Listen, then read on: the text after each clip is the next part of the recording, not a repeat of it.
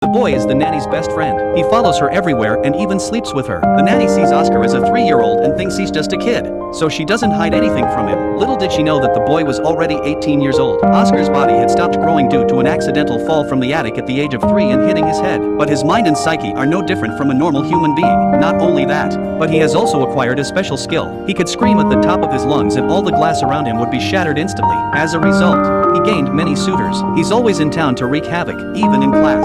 He was a troublemaker. One scream shattered the teacher's eyes. The teacher was scared to death. Oscar's mother had to take him to the hospital for a medical checkup, but she couldn't find anything. The mother believed that her neglect of Oscar had caused him physical harm, so the whole family started to pay attention to Oscar. They did everything they could to give Oscar whatever he wanted. The mother even promised Oscar a brand new tin drum when he was 3 years old, as long as Oscar was good and obedient. Soon Oscar received the tin drum on his birthday and he loved it. It was while he was playing with it that he accidentally discovered his mother's relationship with his uncle. Oscar is only 3 years old, but he can see at first glance how dirty and unpleasant the adult world is. He grew tired of growing up and feared that he would have the same dreadful life as his mother, so he wants to remain a child forever in this body, in order to preserve his innocence. Oscar becomes as eager as any child to go out and play, especially on Thursdays, because it was the only day that his mother would take Oscar out shopping, and she would also take him to the toy shop to play. It was also during this time that his mother would suddenly disappear for a while. At first Oscar doesn't notice his mother's behavior. It was only when the owner of the toy shop reminded him of this that he noticed his mother. He immediately followed her out. He watched his mother walk quickly into the building.